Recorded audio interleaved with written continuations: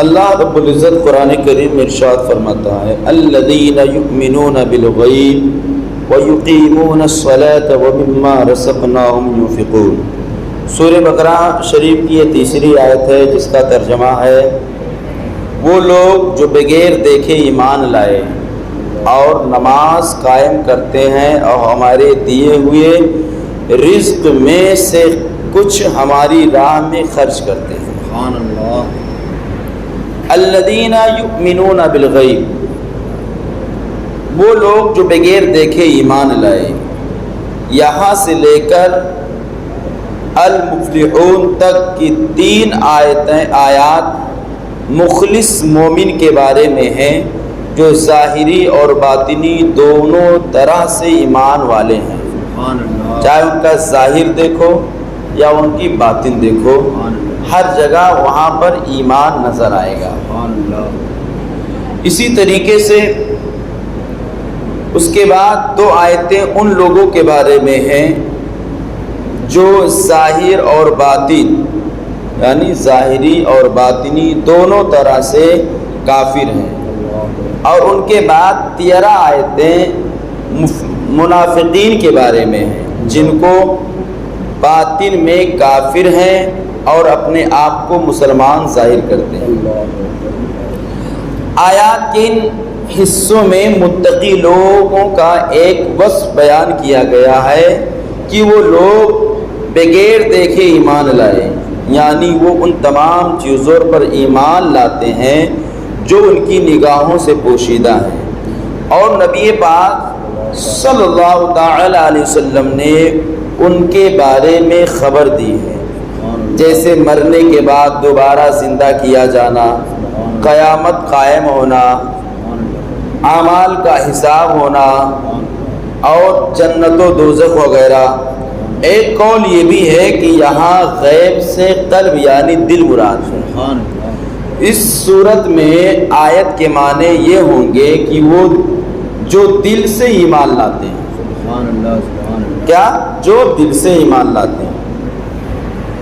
تو ان آیات سے کیا پتہ چلا کہ کچھ لوگ ایسے ہیں کہ ان کا ظاہری اور باطنی دونوں ایمان، جب بھی دیکھو گے ایمان کی جھلک نظر آئے گی۔ کچھ لوگ ایسے ہیں جن کا ظاہر اور باطن دونوں دیکھو گے تو وہ اس میں کفر نظر آئے گا، اور کچھ لوگ تو ایسے ہیں کہ وہ سمجھتے ہیں کہ ہم بیوقوف بنا رہے ہیں، ہم بیوقوف بنا رہے ہیں، یعنی لوگوں سے کہیں گے ہم ایسا اپنا رویہ پیش کریں گے کہ وہ ایسا محسوس ہوگا جیسے کہ وہ مسلمان ہے مگر وہ حقیقت میں ایمان سے خارج ہے، ایمان سے ختم ہے۔ ایمان اور غیب سے متعلق چند اہم باتیں آپ لوگ بغور سماعت فرمائیں۔ ان آیات میں ایمان اور غیب کا ذکر ہوا ہے۔ الذین یؤمنون بالغیب، وہ لوگ جو ایمان لائے بغیر دیکھے ہوئے۔ تو بالغیب سے مراد کیا ہے؟ ایمان اسے کہتے ہیں کہ بندہ سچے دل سے ان تمام باتوں کی تصدیق کرے جو ضروریات دین میں داخل ہیں۔ کیا؟ جو ضروریات دین میں داخل ہیں، اور کسی ایک بات کی یعنی کسی ایک ضروریات دین کے انکار کو کفر کہتے ہیں۔ یعنی اگر کوئی بھی جو باتیں دین میں ضروری ہیں اس میں سے اگر کسی بات کا وہ انکار کر دے گا تو وہ کافر ہو جائے گا۔ اسی میں ہے عمل، عمل ایمان میں داخل نہیں۔ عمل کیا ہے؟ ایمان میں داخل نہیں ہوتے، اسی لیے قرآن پاک میں ایمان کے ساتھ عمل کا جدا گانا ذکر کیا گیا ہے۔ سبحان اللہ۔ جیسے اس آیت میں بھی ایمان کے بعد نماز، صدقہ کا ذکر علیحدہ طور پر کیا گیا ہے۔ غیب وہ ہے جو ہمیشہ سے پوشیدہ ہو، دکھنے میں نہ آئے، اور ہم اپنے حواس جیسے دیکھنے، چھونے وغیرہ سے اور بدہی طور پر عقل سے اسے معلوم نہ کر سکیں، اسے غیب کہتے ہیں۔ غیب کی دو قسمیں ہیں، جو دیکھنے میں نہ آئے اس کی دو قسمیں ہیں۔ ایک جس کے حاصل ہونے پر کوئی دلیل نہ ہو، یہ علم غیب ذاتی ہے اور اللہ کے ساتھ خاص ہے، اور جن آیات میں غیر اللہ سے علم غیب کی نفی کی گئی ہے وہاں یہی علم غیب مراد ہوتا ہے۔ سنیں، اللہ رب العزت کے لیے علم غیب جو ہے وہ ذاتی ہے، تو یہاں پر کسی دلیل کی ضرورت نہیں ہے۔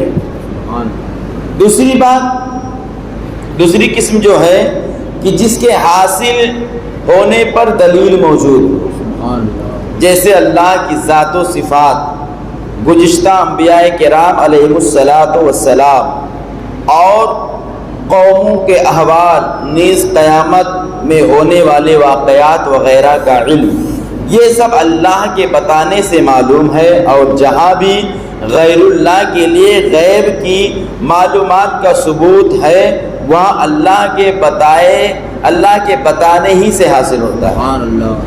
اسی لیے ہم نبی علیہ الصلوۃ والسلام کے علم غیب کو عطائی مانتے ہیں، ذاتی نہیں مانتے ہیں، کیونکہ سرکار کا جو علم غیب ہے وہ عطائی ہے، اللہ نے اپنے حبیب کو عطا کیا ہے، اللہ نے اپنے حبیب کو عطا کیا ہے۔ اسی میں وہابی دیابنا نے غلطی کر گئے، وہ نبی علیہ الصلوۃ والسلام کے علم غیب کو خدا کے علم غیب کے برابر سمجھ لیا اور کہنے لگے اللہ رب العزت کو غیب کی خبر ہے، محمد عربی کو معاذ اللہ علم غیب نہیں ہے۔ جب قرآن فرما رہا ہے اللہ نے محبوب تمہیں غیب کی باتیں سکھائی، وَعَلَّمَكَ مَا لَمْ تَكُنْ تَعْلَمُ، محبوب جو تم نہیں جانتے تھے اللہ نے تجھے سب سکھا دیا، سب بتا دیا۔ اب جو اللہ نے جن چیزوں کا علم اپنے حبیب کو دیا وہ اللہ کے بتانے سے ہوا، اور اسی کو ہم علم غیب مصطفیٰ کہتے ہیں، مگر ذاتی نہیں عطائی مانتے ہیں۔ اللہ تعالیٰ کے بتائے بغیر کسی کے لیے ایک ذرے کا علم غیبی ماننا قطعی کفر ہے۔ سنیں، اللہ تعالیٰ اپنے مقرب بندوں جیسے انبیاء کرام اولیاء اعظام پر غیب کے دروازے کھولتا ہے، جیسا کہ خود قرآن و حدیث میں اس موضوع پر مزید کلام سورہ آل عمران کی آیت نمبر 179 کی تفسیر میں مذکور ہے۔ آگے کی آیت یقیمون الصلاۃ، یعنی نماز قائم کرو۔ دیکھیے الذین یؤمنون بالغیب یہ الگ معنی ہے، یقیمون الصلاۃ یہ الگ۔ اب یہاں پر نماز کا ذکر ہو رہا ہے، نماز قائم کرتے ہیں۔ آیت کی اس حصے میں متقی لوگ کا دوسرا وصف بیان کیا گیا کہ وہ نماز قائم کرتے ہیں۔ کون؟ جو متقی ہوتے ہیں، اور متقی وہ ہے جو اللہ سے ڈرے، جس چیز سے اللہ نے منع فرمایا ہے کرنے کی دور کی بات اس کا تصور بھی اپنے ذہن میں نہ لائے۔ سبحان اللہ۔ تو متقیوں کا دوسرا وصف بیان کیا کہ وہ نماز قائم کرتے ہیں۔ اب ایک فرقہ ہے شمع نیازی، وہ کہتے ہیں ہم کبھی بھی نماز، ہم 24 گھنٹہ نماز میں رہتے ہیں، کہتے ہیں نماز قائم کرتے ہیں، تو نماز قائم ہے۔ دیکھو نماز قائم الگ ہے، اور نماز قائم کب ہوگی؟ جب ہم اس کو کریں گے تب۔ جب ہم نماز پڑھیں گے تو ہمارے لیے نماز قائم ہو جائے گی۔ اللہ رب العزت نے زکوٰۃ دو، جب زکوٰۃ دو گے تبھی زکوٰۃ ادا ہوگی۔ یہ نہیں فرمایا حج قائم کرو، زکوٰۃ قائم کرو، بلکہ نماز قائم کرو، زکوٰۃ دو، حج کرو۔ تو نماز قائم کب ہوگی؟ جب ہم نماز پڑھیں گے۔ اور زکوٰۃ تو ادا کرنی ہے، جب تک ادا نہیں کریں گے نہ تو آپ کی زکوٰۃ ہوگی، حج نہیں کریں گے تو آپ کا حج نہیں، رمضان کا روزہ نہ رکھیں گے تو تھوڑی کا اپنے روزہ قائم کرو۔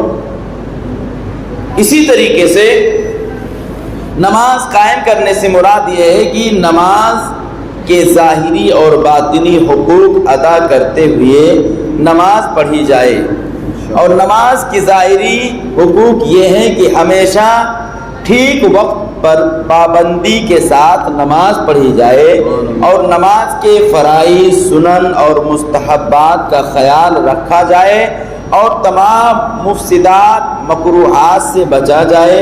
جب باطنی حقوق یہ ہے کہ آدمی دل کو، یعنی یہ ہے کہ آدمی دل کو غیر اللہ کے خیال سے فارغ کر کے ظاہر اور باطن کے ساتھ بارگاہ الہی میں متوجہ ہو، اور بارگاہ الہی میں عرض و نیاز اور مناجات میں مو ہو جائے، کھو جائے۔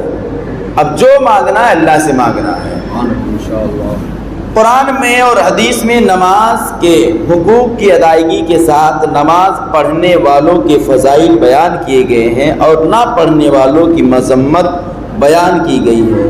چنانچہ سورہ مومنون میں اللہ رب العزت ارشاد فرماتا ہے، قد افلح المؤمنین، قد افلح المؤمنون الذین هم صلاتهم خاشعون، یعنی وہ ایمان والے کامیاب ہوں گے جو اپنی نماز میں خشوع اور خضوع کرنے والے ہیں۔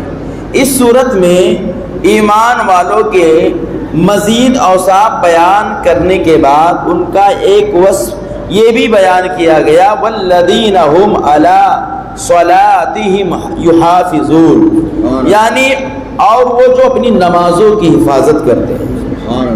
اور ان اوصافوں کے حامل ایمان والوں کے بارے میں ارشاد ہوا، اولئک هم الوارثون الذین یورثون الفردوس ہم فیہا خالدون، یہی لوگ وارث ہیں، یہ فردوس کی میراث پائیں گے اور ہمیشہ اسی میں رہیں گے۔ فردوس مطلب جنت، جنت میں جگہ پائیں گے اور ہمیشہ جنت میں رہیں گے، اور جو جنت میں رہے گا اسے جنت سے نکالا نہیں جائے گا۔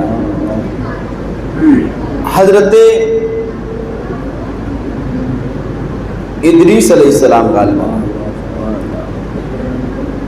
ان کی دوستی ملک الموت سے تھی، بہت اچھی دوستی تھی۔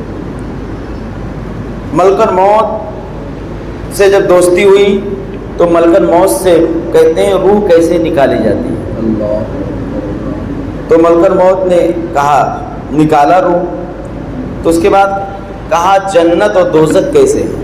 ملک الموت نے اللہ رب العزت کی بارگاہ میں، پورا واقعہ لمبی تفسیر ہے مگر بتا دینا چاہتا ہوں میں اختصار میں، انہوں نے جنت بھی انہوں نے جہنم کا سیر بھی کیا، دیکھا، اس کے بعد جنت کی سیر کر لیا، جنت بھی گئے۔ اب فرشتے جو ان کے ملک الموت اسرائیل علیہ السلام ہیں کہتے ہیں چلو اب آپ کا کام ہو گیا، تو آپ نے فرمایا اللہ کا فرمان ہے کلو نفس ذائقۃ الموت، ہر نفس کو موت کا مزہ چکھنا ہے، اور ہم نے موت کا مزہ چکھ لیا۔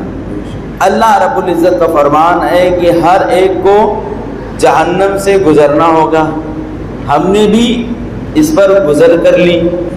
اللہ کا فرمان ہے جو جنت میں ایک بار جائے گا اسے نکالا نہیں جائے گا، تو اب ہم جنت میں ہیں، اب کیسے جائیں گے؟ سنیں، وہ حضرت ادریس علیہ السلام، آج وہ ان کا انتقال نہیں، وہ بھی دنیا میں تشریف لائیں گے، عیسیٰ علیہ السلام تشریف لائیں گے، حضرت خضر علیہ السلام بھی تشریف لائیں گے، جو بھی باحیات ہیں سب کو موت آنی ہے، اور اللہ رب العزت سب کو روئے زمین پر بھیجے گا، موت آئے گی چاہے ایک آن کے لیے آئے۔ میرے حبیب علیہ السلام پر جب موت نہ پوشیدہ رہ سکی تو جن کے صدقے میں تمام لوگوں کو زندگیاں ملی ہیں وہ کیسے بچ سکتے ہیں؟ قرآن کا فرمان ہے کلو نفس ذائقۃ الموت۔ تو یہ لوگ وارث ہیں کس کے؟ میراث کے، فردوس کے، اللہ ان کو اسی میں داخل فرمائے گا۔ نماز میں سستی کرنے والے اور نمازیں ضائع کرنے والوں کے بارے میں اللہ کا ارشاد ہے، ان المنافقین یخادعون اللہ وهو خادعهم وَإِذَا قَامُوا إِلَى الصَّلَاةِ قَامُوا كُسَالَى يُرَاءُونَ النَّاسَ وَلَا يَذْكُرُونَ اللَّهَ إِلَّا قَلِيلًا، یعنی بے شک منافق لوگ اپنے گمان میں اللہ کو فریب دیتے ہیں، یعنی دھوکہ دیتے ہیں، دھوکہ دینا چاہتے ہیں، اور وہی انہیں غافل کر کے مارے گا۔ جب وہ نماز کے لیے کھڑے ہوتے ہیں تو وہ بڑے سست ہو کر لوگوں کے سامنے ریاکاری کرتے ہوئے کھڑے ہوتے ہیں اور اللہ کو بہت تھوڑا یاد کرتے ہیں۔ سنیں منافقوں کی پہچان کیا ہے؟ وہ جب آئیں گے نا تو سکڑے رہیں گے، اور ایسا پتہ چلے گا نا بس ان پر پورا رحمت و نوار و کرم کی بارش چل رہی ہے، پورا ملائکہ آسمان سے ان کے اوپر سائے رحمت کیے ہوئے ہیں۔ سنیں، اور سست نماز میں رہتے ہیں۔ منافقوں کی پہچان ہے کہ ہمیشہ نماز میں سست رہیں گے، یعنی نماز کا جب وقت ہو جائے گا تو کہیں گے ابھی بعد میں پڑھ لیں گے، اور جب پھنس جائیں گے نا تو ایک دم صوفی صاحب بن جائیں گے۔ ایسا پتہ چلے گا کہ یہ وقت کا ولی یہی ہے، قطب یہی ہے، اور اگر اس کو یہ کہہ دیا جائے آپ ماشاءاللہ ولی ہیں تو وہ خوش بھی ہو جائے گا، اور جا کر کہے گا لوگ میری ولایت کو تسلیم کر رہے ہیں، کو بولتے ہیں۔ اگر کسی کو حافظ ملت علیہ رحمت رضوان کا یہ معقول آتا ترقی کلام، تو کوئی طالب علم جب کوئی آپ کو ناراض کر دیتا یا کوئی سبق وغیرہ یاد نہیں رہتا تو جب غصے میں حافظ ملت علیہ رحمہ آتے تو آپ فرماتے تم ایک دم جنتی ہو، یہ آپ کے جملے رہتے تھے۔ حافظ ملت علیہ رحمہ جنتی ہو، جن کا قول ہے زمین کے اوپر کام زمین کے نیچے آرام۔ حافظ ملت علیہ رحمہ فرماتے تھے زمین کے اوپر کام زمین کے نیچے آرام۔ مراد آباد سے آپ اعظم گڑھ پیدل جاتے تھے، بیل گاڑی پر، نہ تو کبھی سائیکل سے ورنہ کبھی پیدل آپ جاتے تھے، اور اعظم گڑھ کی سرزمین کو آپ نے انتخاب فرمایا۔ جہالت کا بہت دورہ تھا، آج وہاں پر الحمدللہ ایک یونیورسٹی کی شکل اختیار کی ہے، پوری دنیا میں مصباحی نظر آئیں گے آپ کو۔ جب وہاں پر مدرسے کا آپ کی سوانی جب میں پڑھ رہا تھا تو اس میں لکھا ہوا تھا آپ جب مدرسے کا بنیاد رکھے کچھ لوگوں کو، چھوٹے چھوٹے بچوں کو پکڑ کے لاتے تھے اور درخت کے نیچے بیٹھ کے پڑھاتے تھے، چھپر رکھ دیتے تھے، اپنے ہاتھ سے چھپر کو بناتے تھے، اور جب وہاں سے آتے تھے تو بچے، شریر بچے اس چھپر کو اکھاڑ کر پھینک دیا کرتے تھے، مگر آپ ہمت نہیں آ رہا، آپ کام کرتے رہے، کیونکہ ان کو معلوم تھا کام کریں گے ایک دن نام ہوگا، اور وہ اپنے لیے نہیں بلکہ اللہ اس کے رسول کی رضا کے لیے کیا۔ اور جب اللہ اس کے رسول کی رضا کے لیے کوئی کام کرتا ہے نا تو اللہ تبارک و تعالیٰ اس کی محبت لوگوں کے دلوں میں ایسا راسخ فرما دیتا ہے کہ ہمیشہ لوگ اس کو یاد کرتے رہتے ہیں، ہمیشہ اس کو لوگ یاد کرتے ہیں۔ تو جو منافقین ہیں وہ سوچتے ہیں ہم اللہ کو فریب دے رہے ہیں، یعنی اللہ کو دھوکہ دے رہے ہیں۔ اللہ کو کوئی دھوکہ دے سکتا ہے؟ اللہ تعالیٰ بندے کے شرک سے زیادہ قریب ہے، شرک جو کاٹا جاتا ہے اس سے زیادہ قریب ہے، اور جب اللہ اس سے زیادہ قریب ہے تو بتاؤ کیا اسے کوئی دھوکہ دے سکتا ہے؟ تم حرکت کرو گے اللہ کو معلوم نہیں ہوگا، بلکہ وہ اللہ کو نہیں، وہ اپنے آپ کو دھوکہ دے رہے ہیں، اپنے آپ کو دھوکہ دے رہے ہیں، اور وہ سوچتے ہیں ہم بہت اچھے ہیں، مگر ان کے لیے اللہ رب العزت نے عذاب ان پر نازل فرمائے گا، جیسا کہ ارشاد ہے فَخَلَفَ مِن بَعْدِهِمْ خَلْفٌ أَضَاعُوا الصَّلَاةَ وَاتَّبَعُوا الشَّهَوَاتِ فَسَوْفَ يَلْقَوْنَ غَيًّا إِلَّا مَنْ تَابَ وَآمَنَ وَعَمِلَ صَالِحًا فَأُولَئِكَ يَدْخُلُونَ الْجَنَّةَ وَلَا يُظْلَمُونَ شَيْئًا، یعنی تو ان کے بعد وہ نالائق لوگ ان کی جگہ آئیں جنہوں نے نماز کو ضائع کیا اور اپنی خواہشوں کی پیروی کی تو عنقریب وہ جہنم کے خوفناک وادی غی سے جا ملیں گے، مگر جنہوں نے توبہ کی اور ایمان لائے اور نیک کام کیے تو یہ لوگ جنت میں داخل ہوں گے اور ان پر کوئی زیادتی نہیں کی جائے گی۔ حضرت عثمان غنی فرماتے ہیں سرکار صلی اللہ تعالی علیہ وسلم نے ارشاد فرمائے اس آیت مبارک کے متعلق کہ جس نے میری اس وضو کی طرح وضو کیا پھر اسی طرح 2 رکعت نماز پڑھی، ان خیالات نہ آنے دے، یعنی اس میں خیالات نہ آنے دے تو اس کے پچھلے تمام گناہ اللہ رب العزت معاف فرما دیتا ہے۔ اللہ کے حبیب نے جیسا وضو کا حکم دیا۔ حضرت عقبہ بن عامر سے روایت ہے سید المرسلین صلی اللہ علیہ وسلم ارشاد فرماتے جو بھی مسلمان اچھے طریقے سے وضو کرتا ہے پھر کھڑے ہو کر اس طرح 2 رکعت نماز پڑھتا ہے کہ اپنے دل اور چہرے سے متوجہ ہو کر یہ رکعتیں ادا کرتا ہے تو اس کے لیے جنت واجب ہو جاتی ہے۔ سنیں، بہت سے لوگ نماز پڑھتے رہتے ہیں، داڑھیوں سے کھیلتے رہتے ہیں، بہت سے لوگ نماز پڑھتے رہتے ہیں، کچھ نہ کچھ حرکتیں کرتے رہتے ہیں، کبھی ٹوپی صحیح کریں گے تو کبھی آستین صحیح کریں گے تو کبھی کپڑا صحیح کریں گے، اور عید کے ایام میں دیکھا جائے اچھے اچھے کپڑے پہنیں گے اور پہننے کے بعد جب سجدہ اور رکوع میں جائیں گے تو اتنا آرام سے اپنے کپڑوں کو بچائیں گے ایسا نہ ہو گئی مڑ جائے۔ ہوتا کہ نہیں ہوتا ہے؟ اور عید کے دنوں میں لوگ کپڑا پرانا پہن کر آئیں گے پڑھنے کے لیے نماز، اور جب یہاں سے جائیں گے تو پھر عید والا کپڑا پہنیں گے۔ آخر کار عید کے دن اچھے لباس پہننے کا حکم ہے، اچھے لباس، اور آج تو تمہیں مزدوری ملنے والی ہے، عید کے دن مزدوری ملتی ہے۔ اسی طریقے سے جمعہ مبارکہ ہے کہ پورے دن کی مزدوری اللہ رب العزت، ایک روایت میں پڑھی تھی میں نے کہ جمعہ کا دن بہت ہی تمام دنوں کا سردار ہے، جمعہ کا دن، اور اس میں بھی جو نیکیاں کی جاتی ہیں اللہ رب العزت اس کا بھی اسی دن حساب کر کے عطا فرماتا ہے۔ اور سرکار صلی اللہ تعالی علیہ وسلم کا فرمان ہے جو جمعہ کے دن مرے اللہ تعالیٰ اس کے عذاب میں تخصیص یعنی کمی فرماتا ہے۔ ایک روایت میں ہے کہ اس سے سوال و جواب و حساب و کتاب نہیں ہوتا ہے۔ آج کون سا دن ہے؟ جمعہ ہے۔ کیا ہے؟ جمعہ مبارکہ۔ اللہ تعالیٰ اس مہینے کی پہلی جمعہ ہے، 2 سال کے بعد رمضان ملا اور رمضان کے بعد پہلا جمعہ ملا۔ اسی جمعہ کے لیے تو ہم مر رہے تھے نا لاک ڈاؤن میں، اسی جمعہ کے لیے تو ہم پریشان تھے، یہی جمعہ ہمیں نہیں مل رہی تھی، اللہ نے یہ جمعہ ہمیں عطا فرمایا۔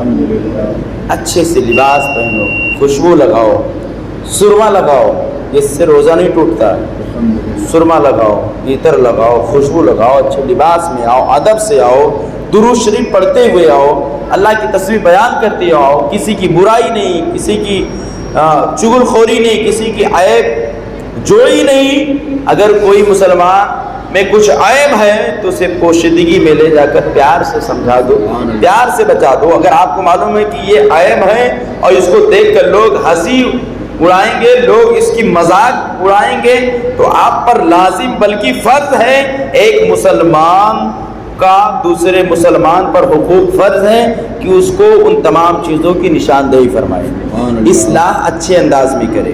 حضرت امام حسن و حسین کا زمانہ تھا، آپ کی اصلاح کرنے کا طریقہ سبحان اللہ۔ ایک صاحب وضو بنا رہے تھے، امام حسین رضی اللہ تعالیٰ موجود تھے، اس کے بعد وہ وضو غلط بنا رہے تھے، ضعیف عمر تھے، عمر دراز تھے۔ آقا حسین ان کے قریب پہنچتے ہیں، کہتے ہیں چچا میں وضو بنانے جا رہا ہوں، دیکھو میرا وضو صحیح ہے یا نہیں۔ سبحان اللہ بولیے، کیا کہا؟ میں وضو بنانے جا رہا ہوں، میرا وضو صحیح ہے یا نہیں صحیح ہے۔